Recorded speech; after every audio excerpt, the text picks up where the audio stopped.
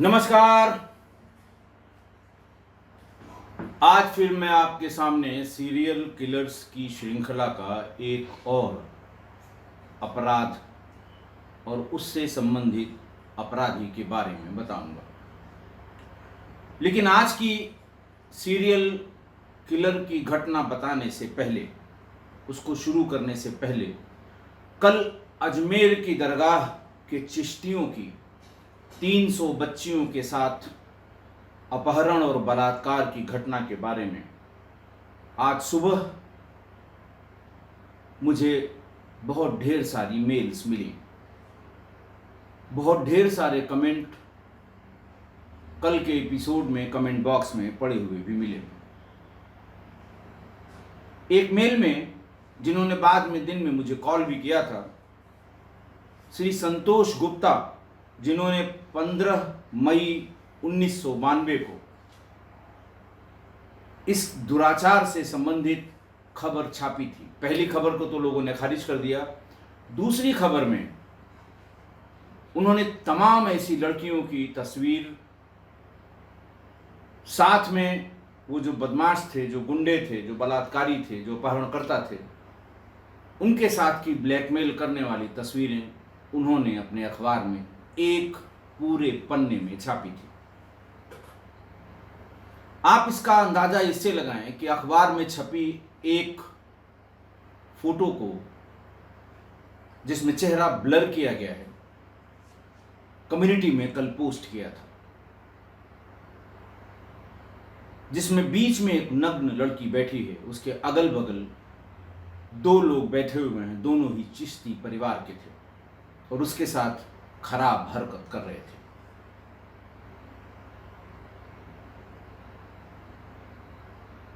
श्री संतोष गुप्ता, जिन्होंने ये खबर ब्रेक की थी और बाद में इनके अखबार दैनिक नवज्योति के संपादक की हत्या भी कर दी गई।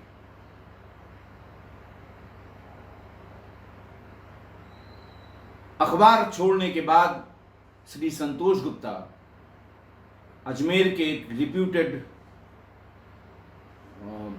रिप्यूटेड हॉस्पिटल में पीआरओ का काम, जनसंपर्क अधिकारी का काम कर रहे थे। कुछ दिन पहले तक कर रहे थे, अब का स्टेटस नहीं पता। उनसे संबंधित कई खबरें मेल में मुझे प्राप्त हुई।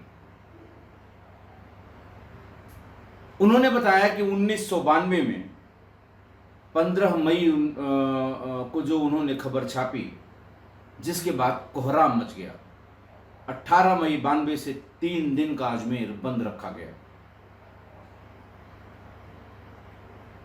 श्री पाटनी जब विवेचना अधिकारी बनाए गए, SP CID crime branch Jaipur से भेजे गए अजमेर, उन्होंने भी सबसे पहले श्री संतोष गुप्ता से ही संपर्क किया और उनसे वो फोटोग्राफ प्राप्त की, फोटोग्राफ के स्रोत का पता किया और जो कलर्ड लैब वाला मालिक था पुरुषोत्तम, उसको गिरफ्तार किया। श्री संतोष गुप्ता बताते हैं कि ये सब जब साल 2 साल चलता रहा, हल्ला गुल्ला मचता रहा, इस बीच में अजमेर की लड़कियों के शादी के प्रस्ताव जहां जहां आते थे, लोग यानी लड़के वाले सबसे पहले ये पूछते थे कि आपकी लड़की सोफिया या सावित्री की पढ़ी तो नहीं है, और किन्हीं किन्हीं रिश्तों में बच्चियों के हाई स्कूल के मार्कशीट और सर्टिफिकेट मांगे जाने लगे, सिर्फ ये कंफर्म करने के लिए कि क्या ये सोफिया या सावित्री स्कूल की पढ़ी तो नहीं है। उसके बाद की बात जो उन्होंने बताई है, जो अखबारों की तमाम कटिंग भेजी गई है, वो और खराब है। ऐसे लड़के वाले या उनके परिजन अखबार के दफ्तर जाकर संतोष गुप्ता से ये रिक्वेस्ट करते थे कि आप प्लीज़ लिस्ट देखकर या सारी फ़ोटो हमें दिखा दें कि इस लड़की का या इस लड़की के साथ भी ऐसा कुछ तो नहीं हुआ, ये लड़की खराब तो नहीं है। ये शब्द इस्तेमाल किए जाने लगे ऐसी लड़कियों के लिए जिनकी शादी का प्रस्ताव कहीं गया था। श्री संतोष गुप्ता इससे बहुत व्यथित हुए।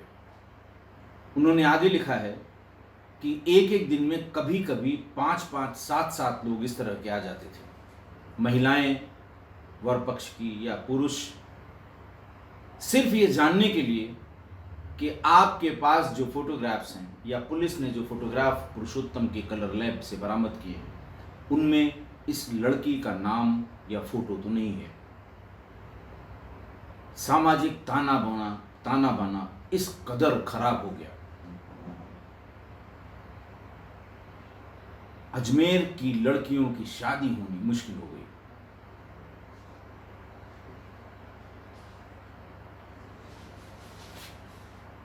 इसी परेशानी से और ये सिलसिला कई साल चला। अगर मान लिया घर वालों ने बताया कि नहीं ये सावित्री या सोफिया की पढ़ी नहीं है, तो भी वो दफ्तर में जाकर ये जानने की कोशिश करते थे कि कृपा करके हमें वो फोटोग्राफ्स दिखा दें। दोनों स्कूलों की रेपुटेशन इतनी खराब हो गई, एक तो उसी समय दोनों स्कूलों ने अपने गर्ल्स हॉस्टल बंद कर दिए जो आज भी बंद हैं। उसके बाद एक एक करके आने वाले सालों में जो पढ़ रही थी लड़कियां उनके नाम कटा के लोग दूसरे स्कूल में ले गए और नए लोग यानी नई बच्चियां एडमिशन के लिए आना बंद हो गई। दोनों अजमेर के सबसे रिप्यूटेड स्कूल और दोनों के बंद होने की नौबत आ गई। बच्चे ही नहीं आ रहे थे, टीचर्स का खर्चा कैसे चलेगा, स्कूल के मेंटेनेंस का खर्चा कहाँ से आएगा। ऐसी रेपुटेशन इन दोनों की खराब हो गई। उस समय की वो दोनों रेस्टोरेंट, दो ही रेस्टोरेंट थे उस समय अजमेर में, वॉक इन रेस्टोरेंट थे। अब तो वहाँ बहुत ढेर सारे बहुत बड़े बड़े होटल, बहुत बड़े बड़े बजट होटल, बहुत बड़े बड़े रेस्टोरेंट अब तो खुल गए हैं, लेकिन उस समय सिर्फ यही दो थे, एक एलाइट और एक हनी ड्यू। इनमें भी लोगों ने जाना बंद कर दिया और ये दोनों भी बंद हो गए।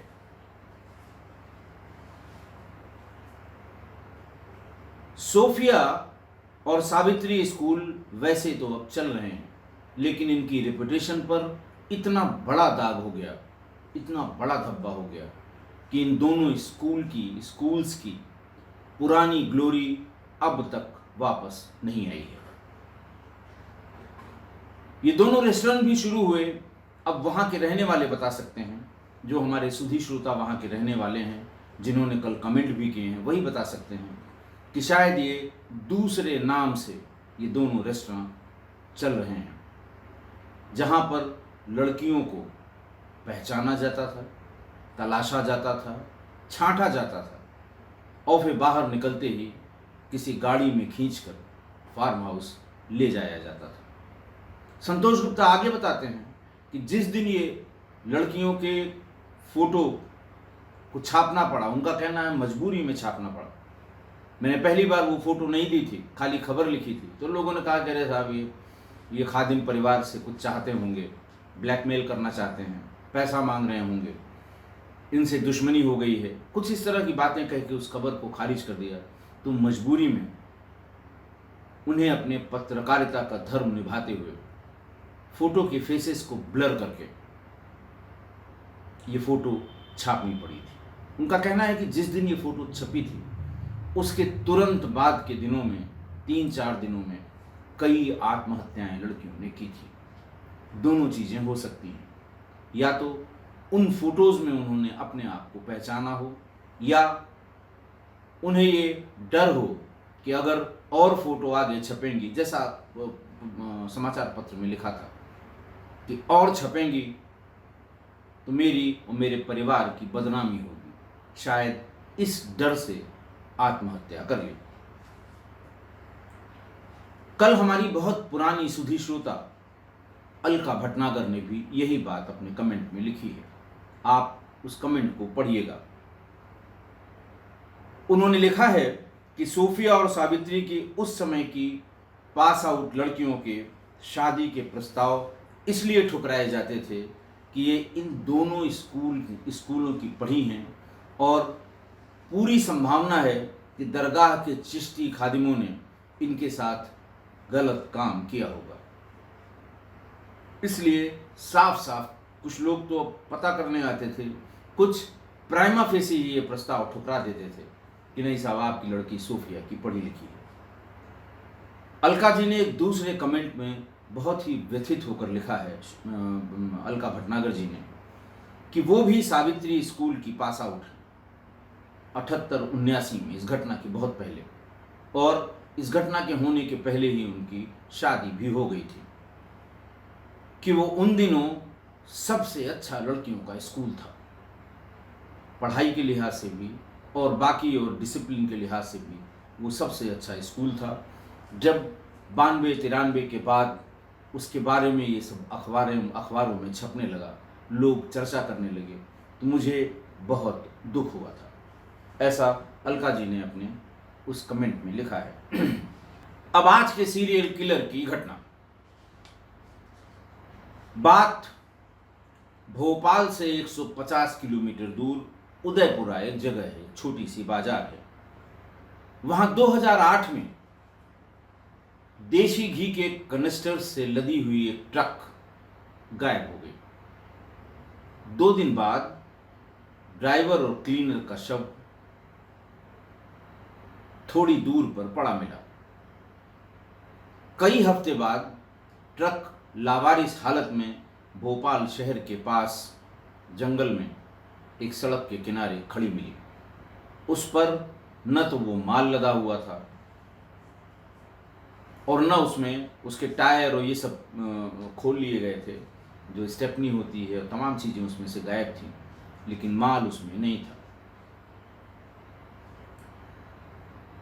2009 में सावनेर ये जगह है पूना में, वहां भी एक ड्राइवर और एक क्लीनर की लाश मिली। इन दोनों लाशों को किसी भारी वाहन के पहिए के नीचे कुचला गया था। बहुत दिन बाद इनकी पहचान हो पाई और ये पता लगा कि ये ट्रक लेकर निकले थे। उस ट्रक का भी कभी पता नहीं लगा। 2008 में उदयपुरा में जो घटना हुई थी उसका भी कभी पता नहीं लगा। कौन था, माल इसका यानी देशी घी कहाँ गया, ट्रक को वहां कौन छोड़कर गया। और इस बीच में 2009 से 2015 के बीच में महाराष्ट्र और मध्य प्रदेश में करीब करीब 10 ड्राइवर और क्लीनर की लाशें अलग अलग रोड्स पर मिली, जिनका कुछ पता नहीं लगा। ट्रक के मालिक परेशान, ट्रांसपोर्टर परेशान, जिसका सामान था वो परेशान, लेकिन पुलिस टस से मस नहीं हुई और इनमें से किसी घटना का पता नहीं लगा। बाद के दिनों में यह पता लगा कि 2010 से 2014 के बीच में ट्रक ड्राइवरों के लाश मिलने की जो घटनाएं हुई थी, पुलिस ने 5-6 लोगों के एक गैंग को पकड़ के उन्हें जेल भेज दिया। अदालत में जमानत अर्जी पड़ी, बहस हुई और अदालत ने साक्ष्य के अभाव में उनकी जमानत कर दी। जैसे ही ये चारों पांचों बाहर निकले, दूसरे थाने की पुलिस उन्हें फिर ले गई और अपने यहां मिली हुई ड्राइवर गनर की लाश के संबंध में उनको जेल भेज दिया। वो फिर 6-8 महीने जब तक जमानत की अर्जी पड़ती है, पुलिस की रिपोर्ट आती है, बहस होती है, तब अदालत फैसला सुनाती है, तो फिर साक्ष्य के अभाव में उनकी जमानत हो गई। ऐसे कुल 4 ड्राइवर क्लीनर की हत्या के आरोप में ये 5-6 लोग बंद हुए। एक में जमानत होती थी, दूसरे थाने की पुलिस उठा ले जाती थी, क्योंकि उन्हें वो केस खोलना होता था, क्योंकि अधिकारियों का दबाव होता था कि भाई क्या हुआ, अभी तक तुमने अपराधी नहीं पकड़े। बाहर आए फिर पकड़ के अंदर किया, फिर बाहर आए फिर अंदर किया। फाइनली 2014 के बाद 2014 में ये फाइनली उन 4-5 घटनाओं में जिनमें ड्राइवर क्लीनर के हत्या किए हुए शव पुलिस को मिले थे, उनमें ये बाहर आ गए। 2014 में जब ये बाहर आए, उसके तुरंत बाद ही भोपाल और उसके 100 किलोमीटर के आसपास के इलाकों में सितंबर 18 तक 23 और लाशें ड्राइवर और क्लीनर की मिली। भोपाल और उसके आसपास 100-125 किलोमीटर के दायरे में अखबारों में खबर छपती थी, लेकिन कुछ नहीं हुआ। सारे मालवाहक ट्रक थे जिन पर कोई न कोई, किसी में टायर लदा था, किसी में घी लदा था, किसी में चीनी लदी थी। ऐसे सामान जिनकी कीमत 2, 4, 6 लाख एक ट्रक सामान की हो सकती थी उस जमाने में। हालांकि ये बहुत दिन की बात नहीं है, 2014 के बाद की बात है। इतनी बड़ी संख्या में ड्राइवर्स और क्लीनर्स की लाश मिलने के बाद ट्रकर्स एसोसिएशन ने सारे पुलिस अधिकारियों को इस संबंध में ज्ञापन दिया कि साहब अब हद हो गई है, हम माल बुक करके भेजते हैं, 4 दिन बाद ड्राइवर और क्लीनर की लाश मिल जाती है, ट्रक भी गायब हो जाती है। आधे लोगों की ट्रक 10, 20, 50 किलोमीटर या 100 किलोमीटर दूर किसी सड़क के किनारे लावारिस मिलती थी, लेकिन सामान उसमें कुछ नहीं मिला, कभी नहीं मिला। सारे अधिकारियों ने अपने नीचे भेजना शुरू किया। आईजी को दिया, उन्होंने फौरन डीआईजी को भेज दिया, डीआईजी ने मार कर दिया एसएसपी कृपया आवश्यक कार्रवाई करें। एसएसपी ने एसपी सिटी को, अगर उनका इलाका है, उनको मार कर दिया, कृपया आवश्यक कार्रवाई कर अवगत कराएं। उन्होंने अगर सर्किल का है तो सर्किल अफसर को, सब डिविजनल पुलिस अफसर को भेज दिया, कृपया तत्परता से विवेचना कर अपराधियों का पता लगाएं। एसडीओ ओपी साहब, उन्होंने थानेदार को लिख दिया, प्रभारी निरीक्षक को, थानाध्यक्ष को। ऐसा प्रतीत होता है कि विवेचना में आप द्वारा लापरवाही बरती जा रही है, कृपया शीघ्रता से इस घटना का अनावरण करें। ये दरखास्तें आती रहीं और नीचे जाती रहीं, और नीचे वाला बहुत मोटी खाल का होता है। गैंडे की खाल भी इस मोटी खाल से शर्मा जाए, कोई असर नहीं पड़ता। आप सोच लीजिए, एक जिले में, वो भी स्टेट का कैपिटल हो, और उसमें भी 50 किलोमीटर के रेडियस में 23 लाशें ड्राइवर और क्लीनर की मिल जाएं, लेकिन कुछ न हो, जैसे ये घटना हुई ही नहीं थी। लेकिन इसी बीच 31 अगस्त 2018 को एक लोकल न्यूज चैनल के मालिक, जो बड़े व्यापारी भी हैं, लेकिन वहाँ का बहुत ही पॉपुलर लोकल न्यूज चैनल था, उनकी एक सरिया लदी हुई ट्रक लोड होने के बाद, यानी उसी रात में, जब वो निकली लाद के, उसी रात में गायब हो गई। ड्राइवर क्लीनर के मोबाइल फोन स्विच ऑफ हो गए। मालिक को परेशानी हुई। टीवी चैनल के मालिक थे, उनके पास रिपोर्टर्स भी थे, सबने ढूंढना शुरू किया। 3 दिन बाद बिलखरिया के जंगलों में ड्राइवर और क्लीनर की लाश मिल गई। मुकदमा लिखा गया, 395 यानी डकैती और 302 यानी हत्या। लेकिन इस बार सभी प्रेस के लोगों ने, सारे जो वहाँ पर मीडिया के जितने रिपोर्टर थे, ये सभी मिलकर आईजी भोपाल श्री जयदीप प्रसाद के पास गए। और इस बार वो तैयारी से गए थे, क्योंकि उनके एक पत्रकार का अपना नुकसान हुआ था। उन्होंने साल भर के सारे ब्यौरे उस प्रार्थना पत्र में लिखे।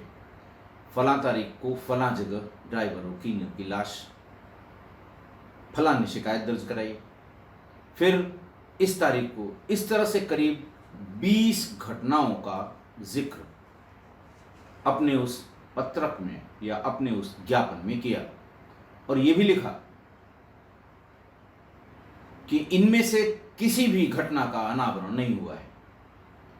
न तो हत्यारों का पता लगा और न ही ट्रक और उसके माल का पता लगा। जयदीप माथुर साहब को भी प्राइमा फेसी बात बहुत गंभीर लगी। उन्होंने फौरन एसएसपी भोपाल श्री लोढ़ा को फ़ोन किया। उन्होंने कहा कि मैं ये जो इनका रिप्रेजेंटेशन है, सारे प्रेस वाले आए हैं, इनका रिप्रेजेंटेशन आपके पास भेज रहा हूँ, इसमें एक एसआईटी का गठन तुरंत करिए। साल भर में 20-20, 25-25 लाशें मिल रही हैं और आपकी पुलिस हाथ पर हाथ रखे बैठी हुई है। एसएसपी ने कहा कि बिल्कुल, आज ही अभी मैं गठन करके बताता हूं। एक एसआईटी स्पेशल इन्वेस्टिगेशन टीम बनाई गई, जिसका प्रभारी भोपाल के एडिशनल एसपी दिनेश कुमार कौशल को बनाया गया। उनके साथ कई तेज तर्रार इंस्पेक्टर्स, सब इंस्पेक्टर्स, सिपाही जिनका क्राइम में इंटरेस्ट है या जिनके क्राइम में जिनकी अच्छी पकड़ और जिन्होंने अच्छा काम किया है, साथ ही साथ एक और महिला एडिशनल एसपी, भोपाल की तेज तर्रार उस समय की महिला एडिशनल एसपी बिट्टू शर्मा को भी लगाया गया। इन लोगों ने सरिया के ट्रक के मालिक से बातचीत करके कब चला, कहां से चला, कितने बजे चला, सीसीटीवी की तलाश करनी शुरू कर दी और मुकद्दर उनका अच्छा था, सीसीटीवी भी मिल गया, सीसीटीवी की फुटेज भी मिल गई। कौन कहां से चढ़ा, कौन कहां उतरा, कहां से ये गाड़ी गायब हुई, उसके आगे नहीं दिखाई पड़ी। बहरहाल उन लोगों ने उसके आधार पर, पहचान के आधार पर एक एक करके 8 लोगों को उठा लिया। जो आदमी पकड़ा गया उसका नाम प्रजापति, पूरा नाम भी मैं बताता हूं, उसका नाम था जयकरण प्रजापति। इसी की फोटो सीसीटीवी में फुटेज में आई थी। उसके साथ ही साथ तुकाराम बंजारा, जयकरण प्रजापति भोपाल का रहने वाला और तुकाराम बंजारा नागपुर का रहने वाला, और इनके साथ 5 और लोग पकड़े गए। पूछताछ शुरू हुई। तुकाराम और जयकरण प्रजापति ने बताया कि साहब, हम लोग तो सहयोगी हैं, असली आदमी या असली गैंग लीडर वो दूसरा है। और उन्होंने उसका नाम भी बता दिया कि उसका नाम है आदेश खामरा, जो भोपाल का ही रहने वाला है।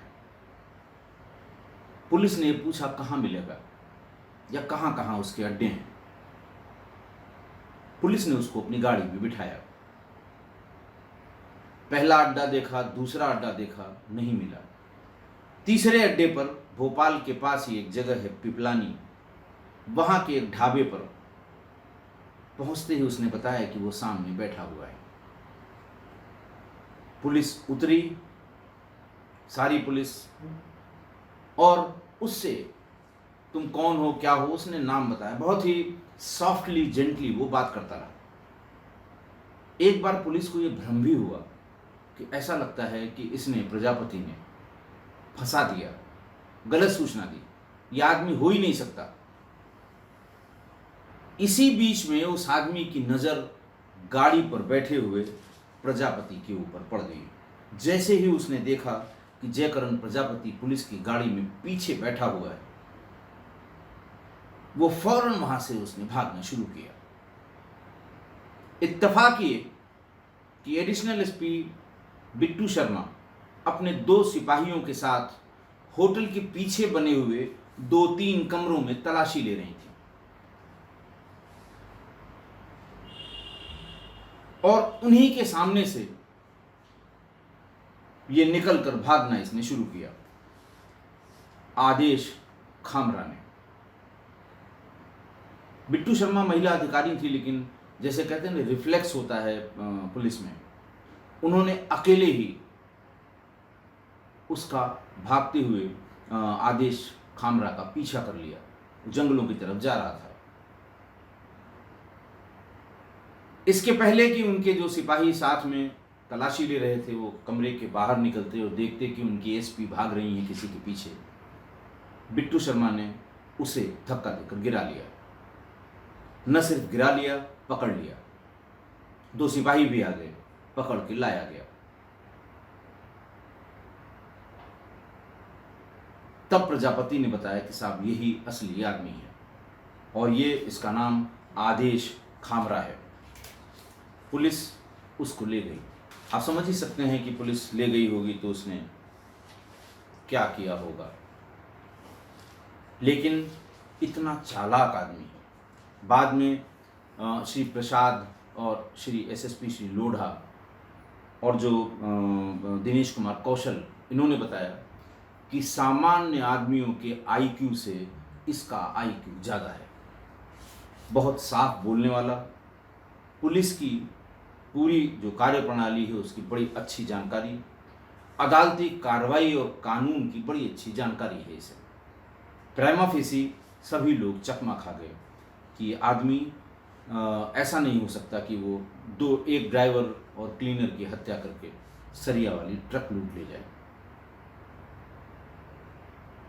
पुलिस ने जब खातिरदारी शुरू की, विशिष्ट श्रेणी की पूछताछ शुरू की, सारी श्रेणियां पार करने लगा। पुलिस को और भी कुछ करना पड़ा, उसको इमोशनली उस सतह पे लाना पड़ा कि वो कुछ बोले। जब उसने सही सही पता बता दिया, पुलिस उसके घर पहुंच गई। पता लगा उसकी पत्नी, 2 बेटे और 3 बेटियां हैं। उनके बारे में पूरी बात पता करके जब पुलिस ने पूछताछ के दरमियान, क्योंकि वो सारी श्रेणियां डाक गया, कूद गया, जंप कर गया, बोला नहीं कुछ। जब बच्चों के बारे में बताना शुरू किया गया कि पत्नी के लाए जाने पर तो वो कोई रिएक्ट नहीं किया, लेकिन जैसे ही बेटे का नाम लिया वो कहने लगा साहब उसे मत बुलाइए। और फिर उसी के नाम पर उस पर मानसिक रूप से इमोशनल उससे जब बातचीत उस लेवल पर आकर बातचीत की गई तो लगभग तीसरे चौथे दिन उसने अपनी वारदातें बतानी शुरू की। 5 फीट 7 इंच का ये आदमी, फिजिकली फिट, न तो ये साइकोपैथ था। श्री जयदीप प्रसाद ने जब प्रेस कॉन्फ्रेंस की तो ये बताया कि एक बात दिमाग से निकाल दीजिए कि ये साइको किलर है या साइकोपैथ है। बहुत ही सामान्य व्यक्ति है, बहुत तेज है, बहुत अच्छी आईक्यू का आदमी है। उसकी कम्युनिकेशन स्किल्स बहुत अच्छी हैं। फिर ये बताया कि ये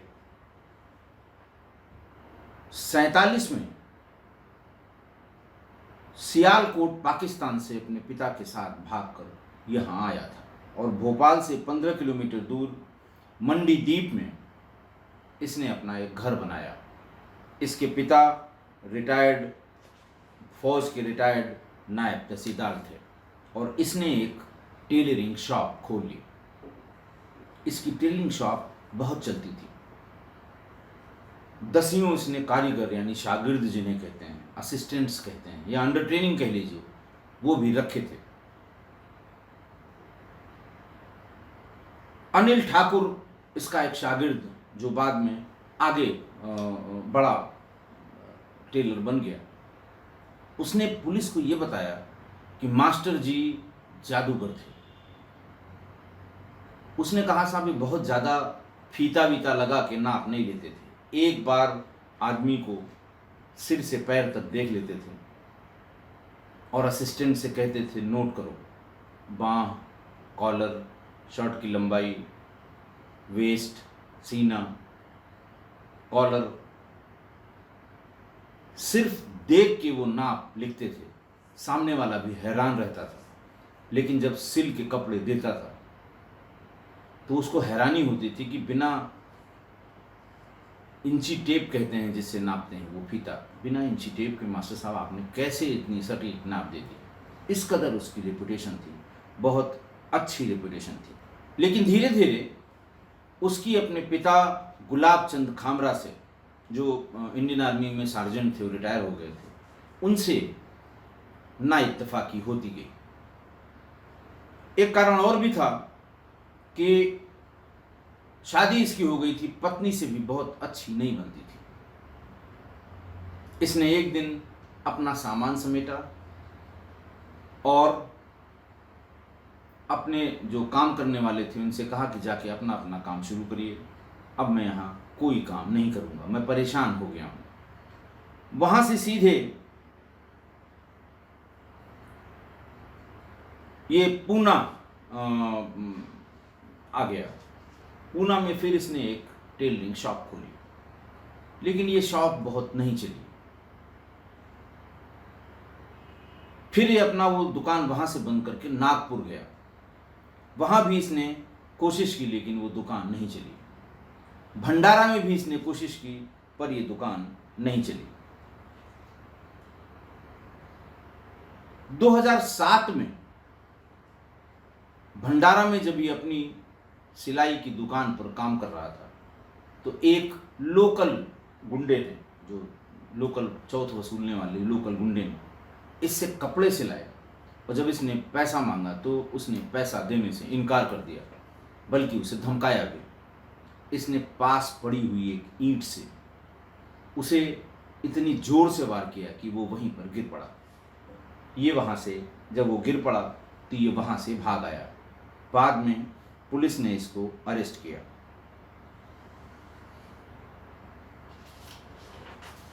और 4-5 हफ्ते की जेल के बाद ये फिर बाहर आ गया। बाहर आने के बाद इसे लगा कि अब मैं जहाँ भी दर्जी की दुकान खोलूँगा इस तरह के कोई न कोई लोग आके हमें परेशान करेंगे। उसने कहा कि जब ये जेल में था करीब करीब 4 महीने, इसकी वहाँ कुछ लोकल गुंडे जो लूट और चोरी, ऑटो लिफ्टिंग करते थे, उनसे मुलाकात हो गई। बाहर आने पर जब वो बाहर आए तो उनसे मिला और उनसे कहा कि कोई ऐसा काम बताओ कि रोजी रोटी भी चले और हम अच्छे से रह सकें, बच्चों का पेट पाल सकें। उन लोगों ने कहा इस समय ट्रक का सामान लूटने से बढ़िया कोई धंधा नहीं है। 2008 में उसने उदयपुरा में, जो 150 किलोमीटर है भोपाल से, वहां पर एक ट्रक को बीच में रोककर उससे कुछ इस तरह से मीठी चुपड़ी बात करके कहीं जाने के लिए, ड्राइवर अकेला था, क्लीनर नहीं था, ड्राइवर को मार दिया उन्हीं दोस्तों के साथ, और उसके बाद उसका सारा सामान लेकर भाग गया। बाद में इस सामान को उसने 8 लाख रुपए में बेच दिया। और 2008 की इस घटना का खुलासा 2018 में हुआ जब ये पकड़ा गया। तीसरा और चौथा जो उसका जो दूसरा और तीसरा मर्डर था वो मैंने बताया था सावनूर में था, पुणे में 2009 में। इसका किस्सा उसने बताया कि साहब इनको मार दिया और मार के इसे ट्रक के ड्राइवर और क्लीनर के बीच की जो सीट होती है उसमें रख दिया कि आगे चल के कहीं जंगलों में फेंक देंगे। गैंग का दूसरा सदस्य गाड़ी ड्राइव कर रहा था।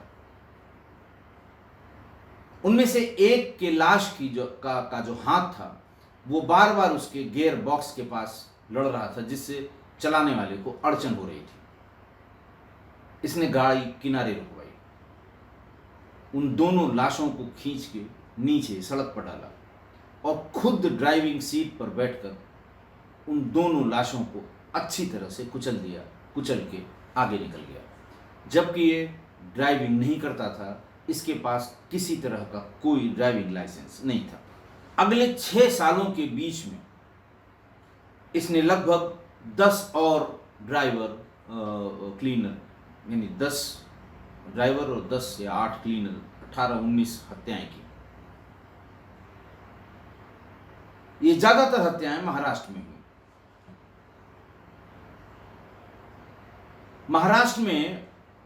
महाराष्ट्र पुलिस ने अलग अलग थानों की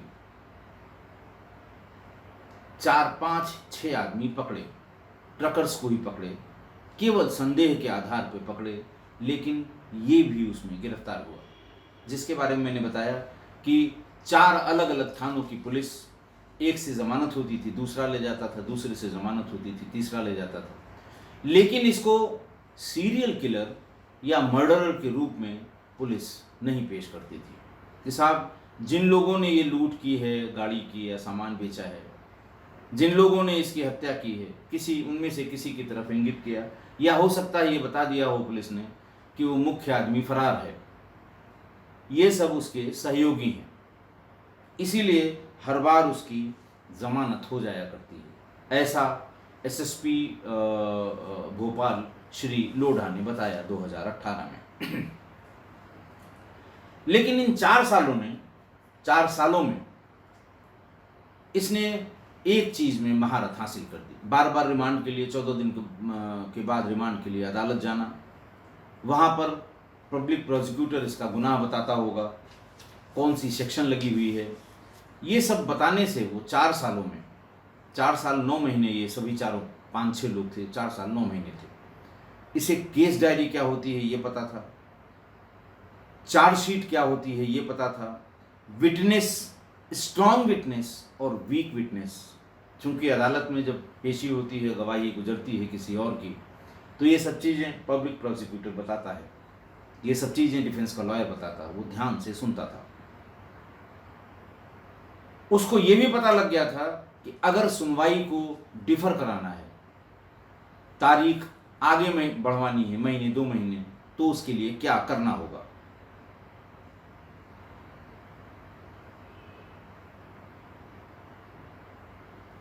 दो 2014 में जब वो इतना परिपक्व होकर बाहर आया, तो उसको ये लगा कि हमने जो क्राइम जिसके लिए वो पकड़ा नहीं गया था, और जो क्राइम उसने नहीं किया था उसके लिए वो पकड़ा गया था, कि हम 6-6, 7-7 आदमी, पहली मर्डर में इन्होंने 8 लाख रुपए में माल बेचा, तो सबके हाथ 1-1 लाख रुपए या 90-90 हज़ार रुपए आए। उसने ये डिसाइड किया अब ये काम हम अकेले करेंगे। इसके पहले की सभी घटनाओं में कभी इन्होंने या इस गैंग ने लाश को गायब नहीं किया था, लेकिन इसने बैठ के इस सारी कोर्ट प्रोसीडिंग, पुलिस की प्रोसेस, ये सब जानने के बाद कि फंसोगे तभी जब कोई एविडेंस छोड़ोगे, इसे एक अदद आदमी की भी तलाश थी। इसने ये देखा कि जो गाड़ियां माल लेकर डिफरेंट जिलों को जाती हैं, ढाबे से वो पता कर लेता था कि ये फलां जगह जा रही हैं, ड्राइवर से पूछता भी था कि वापसी में क्या माल लेकर आओगे। ये उनको टारगेट करने लगा जिन्हें वापसी में खाली आना था, 50 किलोमीटर जाने के बाद या 100 किलोमीटर जाने के बाद उनको ये ल्योर करने लगा कि तुम्हारा मालिक ये लेके भेजा है इसने, वापसी में अगर तुम्हें कोई माल मिल जाए तो वो पैसा पूरा तुम्हारा होगा, तेल उतना ही लगना है, समय उतना ही लगना है, रास्ता वही तय करना है। ड्राइवर इस लालच में आ जाते हैं, क्योंकि ऐसा वो करते हैं, बीच में सवारी बिठा लेंगे जिसका संज्ञान उसके मालिक को नहीं होता, उस ट्रांसपोर्टर को नहीं होता, और जैसे ही वो इसके झांसे में आ जाते थे, रास्ते में चाय या ब्रेड या कोल्ड ड्रिंक में नशीली दवाइयां मिलाकर उन्हें बेहोश कर देता था, फिर अपने उस सहयोगी के साथ उसे लेके 10, 20, 50 किलोमीटर दूर जाता था, लाश को वहाँ किसी नाले में, किसी नाली में, किसी नदी में फेंक देता था, ताकि इसकी रिकवरी जल्दी न हो, और जब रिकवरी हो तो ये पहचान में ना आए।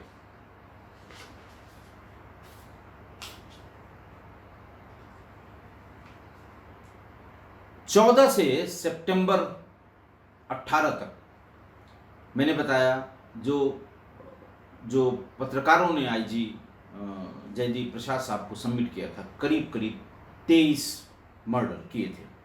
एक एक मर्डर के बारे में उसने बताया। उसने एक बताया कि साहब एक मर्डर मैंने कॉन्ट्रैक्ट किलिंग में भी किया था। मुझे एक व्यक्ति ने, जो ढाबों का संचालन करता था, एक व्यक्ति को मारने के 25,000 रुपये दिए थे और मैंने उसको मार दिया था। उसको छोड़ के सब इसने ड्राइवरों और क्लीनरों को ल्योर करके और उनके साथ उनकी हत्या करके बहुत दूर दूर ये लाशों को फेंकता था, ताकि पता न लगे, कोई एविडेंस न हो। कल को अगर पकड़ भी जाएं तो पुलिस ये न जान पाए कि मैंने ही ये हत्या की थी। उसको जो साथी मिला उस समय, वो एमपी का रहने वाला, भोपाल का रहने वाला जयकरण प्रजापति था। ये उसे जेल में मिला था। उसने सबसे पहली हत्या उसने 2004 में की थी, जैसा उसने जेल में बताया था। आदेश ने उसको ये बताया कि हम सिर्फ 2 लोग मिलके इस तरह से चेंज मोडस ऑपरेंडी में काम करेंगे। जयकरण प्रजापति ये ऑफर सुन के बहुत खुश हुआ। इन दोनों ने मिलकर, यानी जयकरण प्रजापति और सामरा ने मिलकर, आदेश खामरा ने मिलकर 12 हत्याएं की। और जब ये हत्या करता था तो ये कहता था, जोर से हंसता था कि आज मैंने इसको मोक्ष प्रदान कर दिया। ये रिकॉर्ड्स पे है, केस डायरीज में है, जो ट्रायल चल रहे हैं। इस बीच में जब उसकी पहचान हो गई और उसको पकड़ लिया गया, वही था प्रजापति, जिसके साथ इसने कुल 12 हत्याएं की थी और जिसने ये बताया था कि फला फला ढाबों पर इसके अड्डे हैं और जिसकी निशानदेही पर ये ढाबे पर पकड़ा गया था। 7 सितंबर 2018 को इसकी गिरफ्तारी हुई थी। बाकी लोगों की एक दिन पहले हुई थी।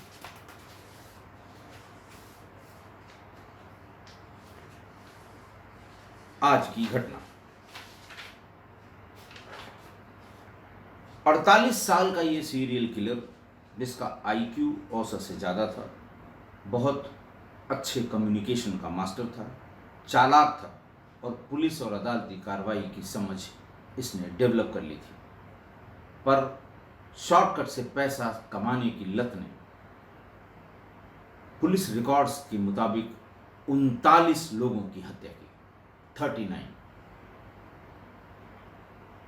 हालांकि पुलिस का ये कहना है कि ऐसे तमाम ड्राइवर क्लीनर्स की लाश, जो हत्या इन लोगों ने की थी, अलग अलग राज्यों की, क्योंकि ये 4 राज्यों में इसने कुल हत्याएं की थी, छत्तीसगढ़, मध्य प्रदेश, महाराष्ट्र और उड़ीसा में। ये 39 जो घटनाएं हैं इन 4 राज्यों की हैं। बहुत सी और घटनाएं हैं जिन्हें पुलिस ने लीपापोती करके ख़त्म कर दिया था, ऐसा इसको इसकी बातचीत में पता लगा था। इसकी अपनी पत्नी इसकी जो है वो कागज़ के प्लेट बनाने का काम करती थी। बेटी इसकी वो उसकी उसमें कारीगरी, उसमें जो पेंटिंग होती है उसका काम करती थी। बड़ा बेटा एक नगर निगम में एक सुपरवाइज़र का काम करता था, जो 6-7 हज़ार रुपये हुआ था, लेकिन ये अपने बड़े बेटे से बड़ी मोहब्बत करता था। उसकी पत्नी शारदा बताती है कि ये सबसे लंबे समय के लिए तभी आए थे जब बड़े बेटे की शादी हुई थी। वो शादी में शामिल होने के लिए आए थे और 3 दिन तक रुके थे। अदरवाइज ये कभी रात में घर पर नहीं रुके हैं। उसका नाम था शुभम, इसके बड़े बेटे का।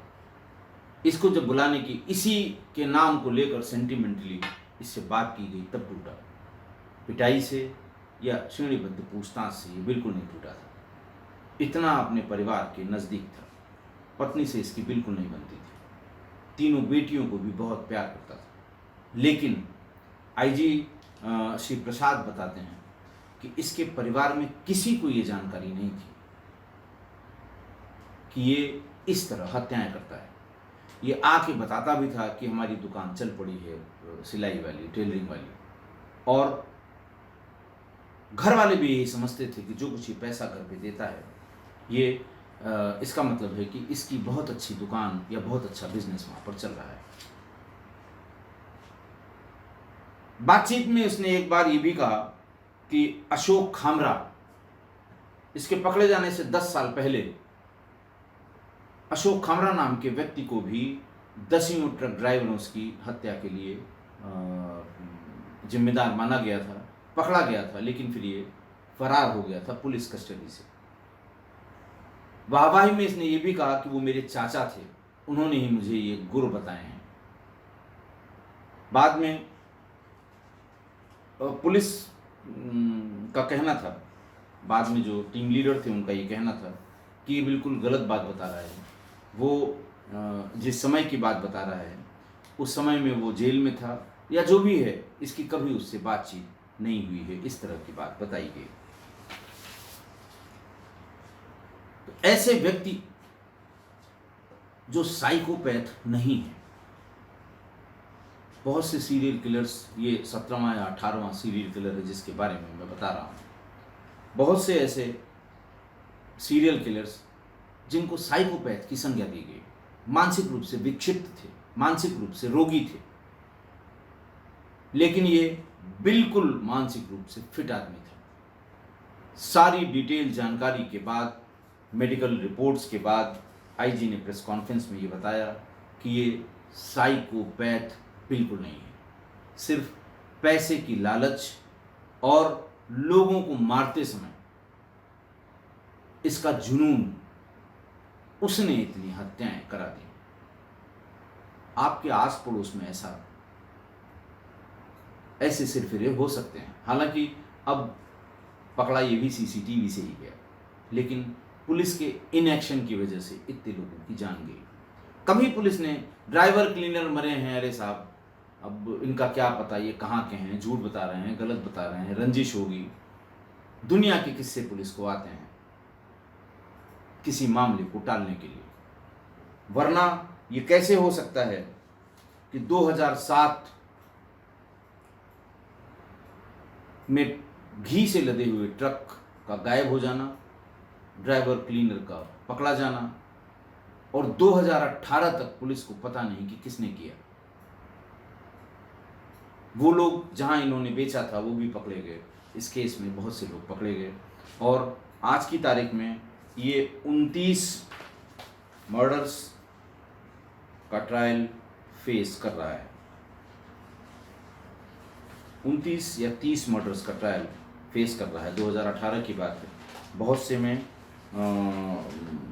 इसको चार्ज फ्रेम करके चार्जशीट दे दी गई है और अब धीरे धीरे इसका ट्रायल शुरू हुआ है। लेकिन मैं आपको बता दूं कि इस सीरियल किलर का भी वही हश्र होगा जो इसके पहले वालों का हुआ है। साक्ष्य के अभाव में अव्वल तो ये डिस्ट्रिक्ट कोर्ट से ही छूट जाएगा। अगर डिस्ट्रिक्ट कोर्ट में, ज़्यादातर को डिस्ट्रिक्ट कोर्ट से सज़ा होती है क्योंकि सबसे इंटरेक्शन, सारे गवाहों का सीधा इंटरेक्शन डिस्ट्रिक्ट कोर्ट में या लोअर कोर्ट में होता है। इसके बाद किसी कोर्ट में कोई गवाही नहीं होती। जज जो ऊपर बैठा हुआ है वो भले साक्ष्य न हो, लेकिन वो बातचीत में, गवाही में, क्रॉस एग्जामिनेशन में, चीफ में, इन सब की बातचीत से उसे अंदाज़ा लग जाता है कि अपराधी कौन है या किसने क्या अपराध किया है। डिस्ट्रिक्ट कोर्ट में भले इसको 1-2 मामलों में सज़ा हो जाए, लेकिन सुप्रीम कोर्ट तक जाते जाते ये सब किसी जेल में बंद होकर आजीवन कारावास का मौज ले रहे होंगे। आशा है आप मेरी इस बात से सहमत होंगे। आज के लिए इतना ही। बहुत बहुत धन्यवाद।